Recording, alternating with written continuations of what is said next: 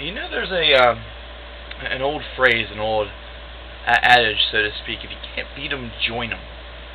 Now, I can almost guarantee that if I were to put Between the Buried and Me, Fear Before the March of Flames, and Cradle of Filth slash Abigal Williams toe-to-toe in a Music Madness style foursome tournament, that Between the Buried and Me would probably be the band in which you guys would pick. So, with that same philosophy, if you can't beat 'em, join 'em, well, decided to form a supergroup of sorts, and the supergroup that you get is Orbs, who released their debut record, Asleep Next to Science, about a week ago. Now, this band contains, should I say, Dan Briggs of Between the Buried and Me, Adam Fisher, and Clayton Hoyok of Fear Before the March of Flames, should I say, and of course, Ashley Ellington, formerly of Abigal Williams, who now is in Cradle of Filth. And there's something that you can actually learn from this collaboration. For me, at least, it was something I hadn't previously really examined all that much. That was the fact that Ashley Ellington, or Ellion, however you wish to speak it, is very attractive, and I would probably do some very nasty things. But also that you get a very, very strange collaboration between these four individuals. It's really been described as a form of space rock, or a space rock opera.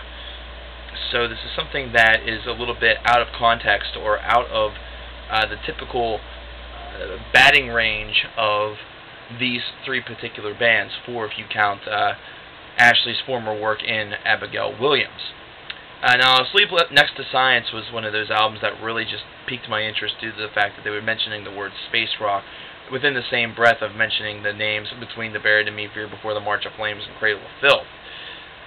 So, obviously, this is something that for me is going to sound ridiculous. It's something that's going to really pique my interest to see what exactly is really the underlying sound of this record.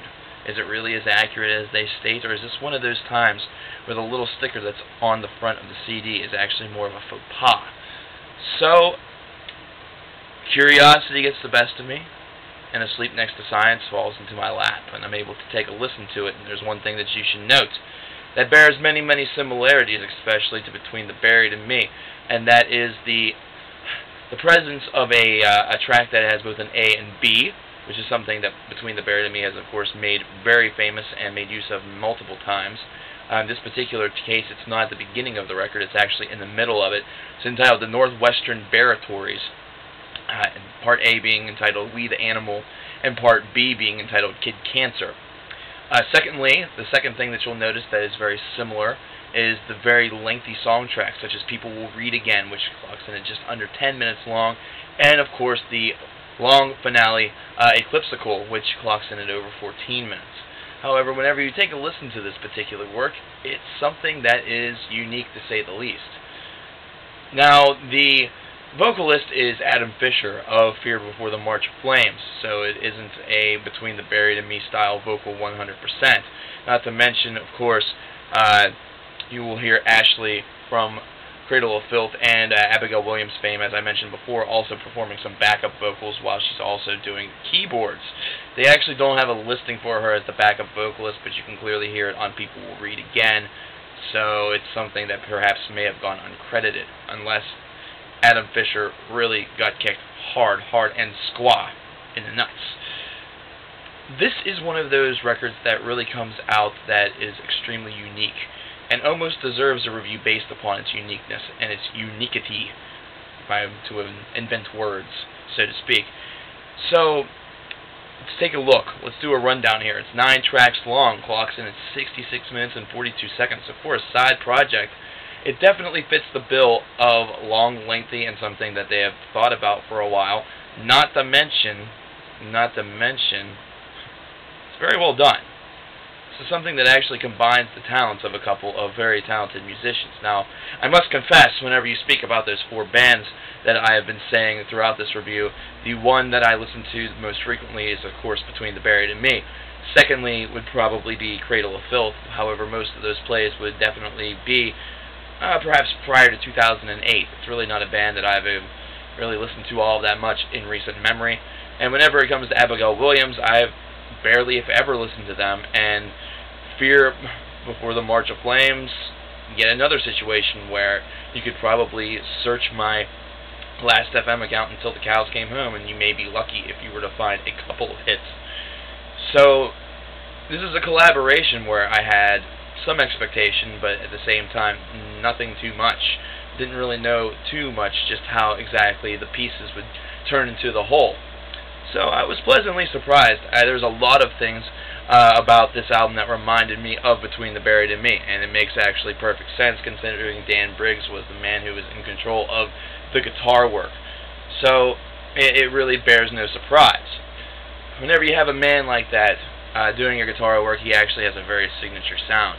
If you've listened to any of the past two Between the Buried and Me records, you're very, very in tune to this.